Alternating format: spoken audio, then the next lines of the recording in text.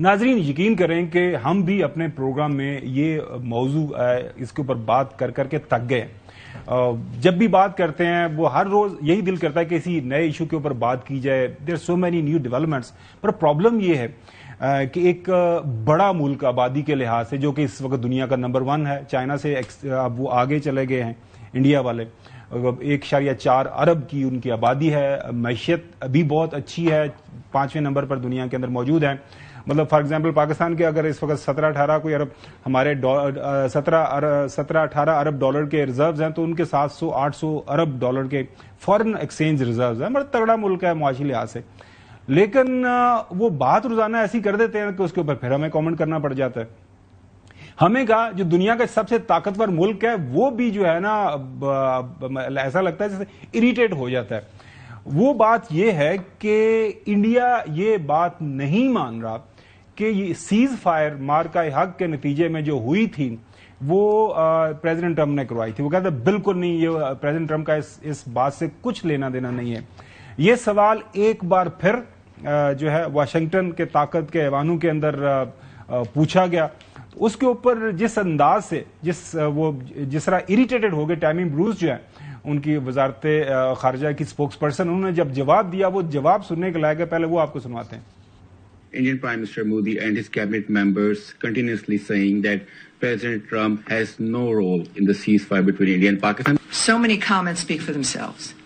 That's one of the good news aspects of our modern world, is people can see what's really occurring. You're not reliant on a comment to know what has really happened. Everyone will have an opinion. That's an opinion. Some opinions are wrong. Mine rarely are. But other people's opinions can be wrong. But that's what we get to do, is an analyze and judgment. And the fact is that we understand in front of us every day. Donald Trump is here to help make that easier and to help use this to make things clear. Secretary Marco Rubio is in the same position. Vice President of the United States also involved in the negotiations with Pakistan and India. وہ آسان عام فہم الفاظ کے اندر یہ بتانے کی کوشش کر رہی ہیں کہ رائے کا جو ہے ہر بندے کی اپنی رائے تو ہو سکتی ہے, ساری دنیا صاحب رائے ہے, میری رائے ہو سکتی ہے, آپ کی رائے ہو سکتی ہے, لیکن جو شواہد ہیں اس کے اوپر کیسے آپ تبصرہ نگاری کر سکتے ہیں.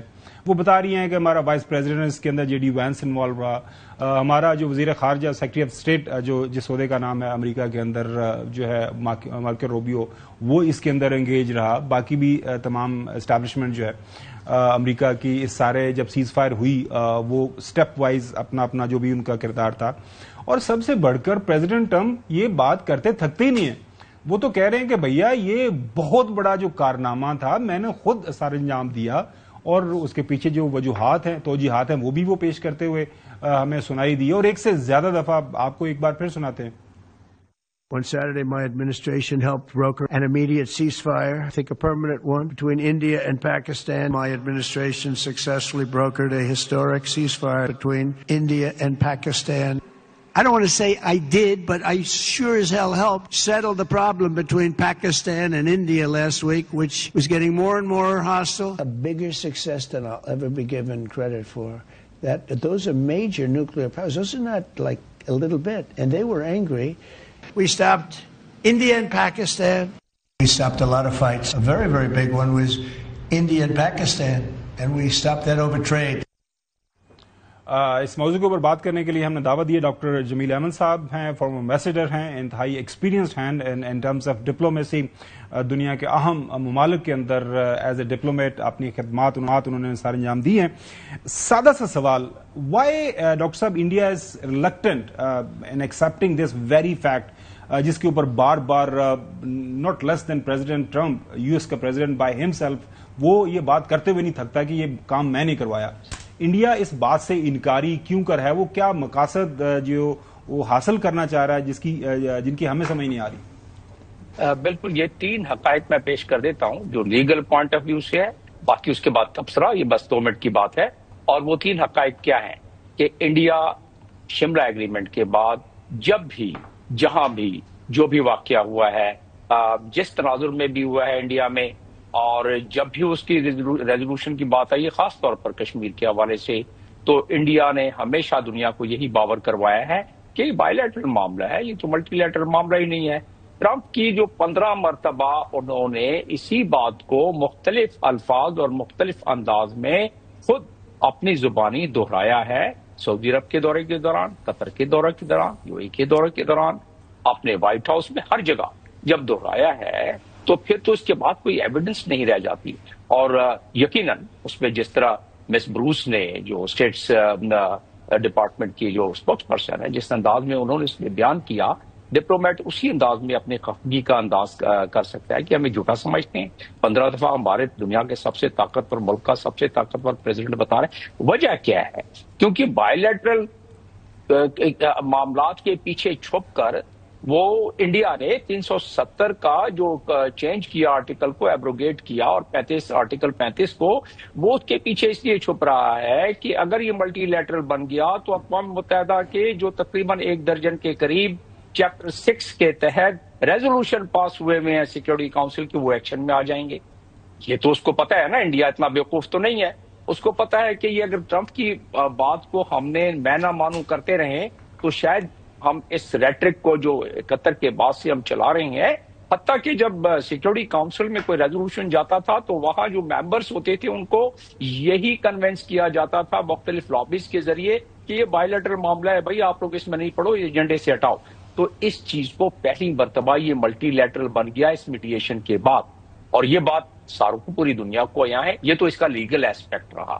اب اس کا دوسرا ایسپیکٹ یہ ہے کہ ہندوتا مائنڈ سیٹ کے تحت، نظریے کے تحت جو حکومت قائم ہوئی ہے جس کو بی جے پی کی، تو وہ حکومت اپنے نیشنل سیکیورٹی انٹرسٹ کو کمپرومائز کرنے میں بھی کوئی اور محسوس نہیں کر رہی ہے۔ وہ اس لیے نہیں محسوس کر رہی ہے کہ ان کا 1916 سے ایک نظریہ ہے، اور وہ ہے آر ایس ایس کا نظریہ۔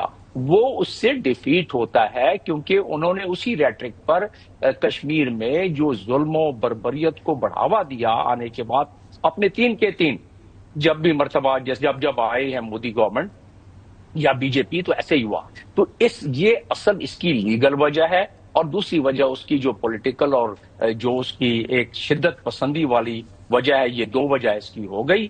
تیسری وجہ یہ ہے کہ پوری دنیا میں انہوں نے، چاہے وہ انفو لیب ہو 700 کے قریب جو یورپ میں لگائے ہوئے تھے ہمارے خلاف اور چائنا کے خلاف، یا باقی ان کی پوری دنیا کی مشینری جو وہ استعمال کرتے تھے اور اپنے ڈپلومیٹک ٹینٹیکل استعمال کرتے تھے، اس میں وہ یہی کنونس کرتے تھے کہ بھئی ہم نے کوئی وائلیشن تو نہیں کی کشمیر میں، یہ تو ایک بائیلیٹرل معاملہ ہے، ہم اس کو کر رہے ہیں۔ اور یہی وجہ ہے کہ انڈیا اس بائیلیٹرل کی دیوار کے پیچھے چھپ کے، جو ملٹی لیٹرل بن گیا ہے، دیوار کے پیچھے چھپ کے ہماری ریزولوشنز جو چند ویٹو ہوئی ہیں اس حوالے سے، وہ اسی وجہ سے ہوئی ہیں۔